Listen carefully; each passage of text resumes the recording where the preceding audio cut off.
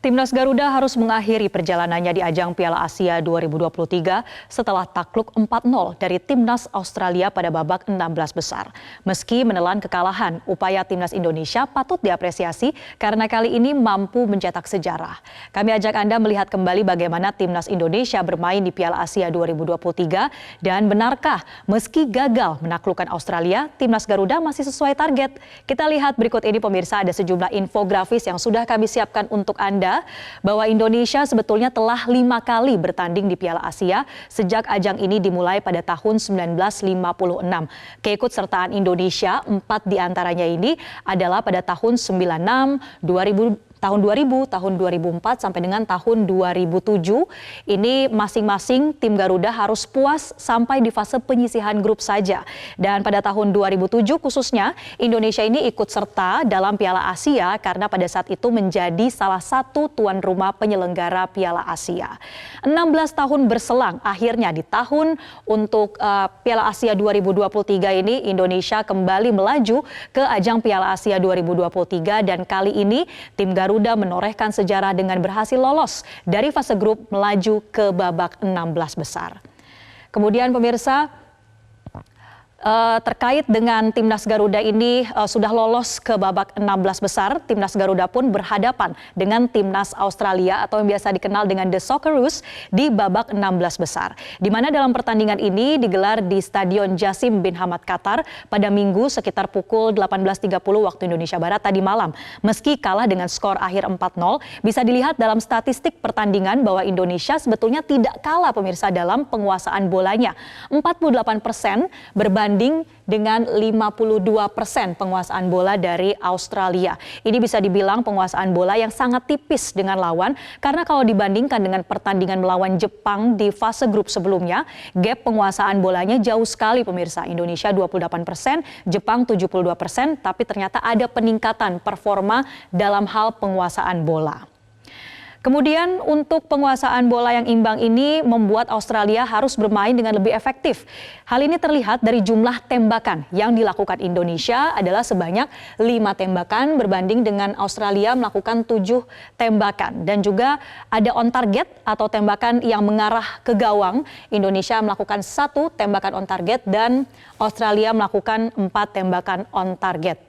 Ini kemudian kita juga bisa melihat bagaimana performa Timnas Indonesia dari akurasi operan selama melakukan permainan, bahwa untuk Indonesia ini akurasi operan sebesar 81%, sementara Australia 80%. Kalau dari sini bisa dikatakan pertandingan berlangsung dengan tensi yang cukup tinggi pemirsa, yang menunjukkan bahwa Australia tidak memandang sebelah mata Timnas Indonesia. Hal ini juga terlihat dari jumlah pelanggaran yang terjadi, yaitu Australia melakukan sebanyak 10 pelanggaran, sementara Indonesia melakukan 11 pelanggaran. Ini membuat kinerja wasit pada saat itu harus bekerja dengan lebih ekstra, dengan mengeluarkan ada sebanyak 6 kartu kuning totalnya, diantaranya 2 untuk Australia dan 4 untuk Indonesia. Kalau dari segi peringkat dunia tentu ada gap yang cukup jauh ya antara Timnas Garuda dan juga The Socceroos atau Timnas Australia. Indonesia berada di peringkat 142 saat ini pemirsa, 142, sementara untuk Australia berada di peringkat 24. Nah, meski demikian, kita bisa melihat bahwa Timnas Garuda ini bisa fight, berjuang dan menyajikan permainan yang hampir berimbang meski hasil akhirnya belum memuaskan, kalah 4-0 ya. Kita beralih ke head to head. Bagaimana sebetulnya perjalanan pertandingan ataupun pertemuan antara Timnas Indonesia dan Timnas Australia sejauh ini.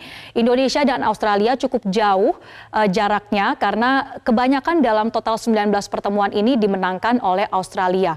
Secara keseluruhan Indonesia memperoleh kemenangan 1 kali dibandingkan Australia. Dan juga Indonesia sisanya kalah 15 kali ya. Kemudian hasil imbang juga diperoleh antara Timnas Indonesia dan Timnas Australia sebanyak 3 kali pertandingan. Dan seluruhnya ini untuk pertandingan 5 terakhir perjumpaan antara Indonesia dan Australia sampai dengan terakhir di tahun 2010, 5 pertandingan ini semuanya dimenangkan oleh Australia. Dan pemirsa, kita juga akan melihat bagaimana tanggapan dari pelatih Timnas Indonesia Shin Tae-yong yang sudah buka suara dengan mengapresiasi performa skuad Garuda. Salah satu pernyataan dari Shin Tae-yong ini kami kutip, bahwa ia mengatakan kami tidak kalah. Indonesia sebetulnya tidak kalah dalam konteks performanya. Pemain bermain bagus dan menjalankan instruksi dengan baik, namun memang pengalaman yang dibutuhkan oleh pemain. Pengalaman nampaknya juga masih menjadi gap ya antara dua timnas yang berlaga kemarin.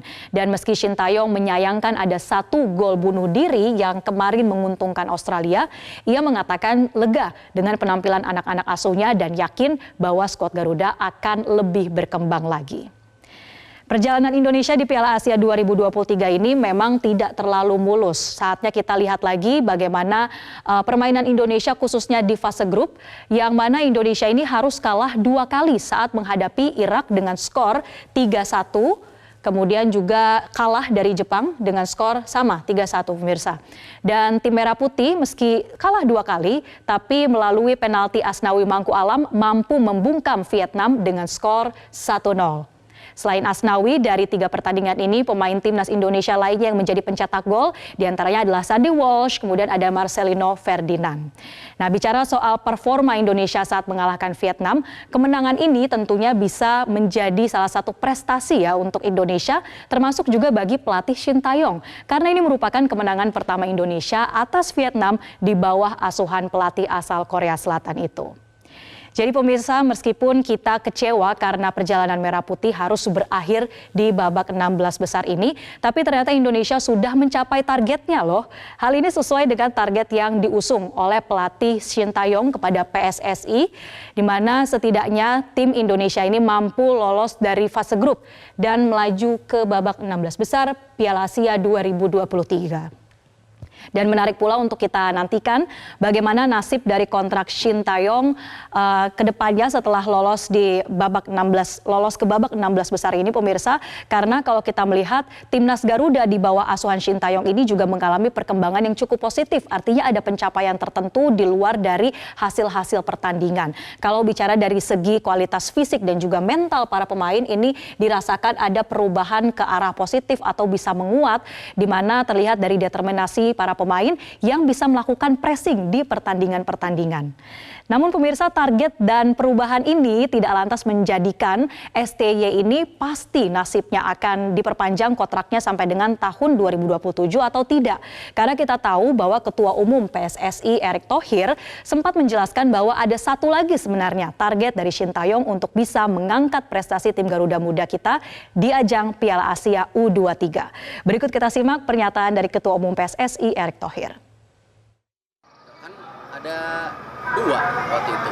1 target daripada tim nasional senior lolos U16, 16 besar maksud saya. Lalu juga untuk U23 lolos 16 besar. Jadi masih ada PR tambahan gitu. Dan sama-sama kita jaga profesionalisme. Jelajahi cara baru mendapatkan informasi. Download Metro TV Extend sekarang.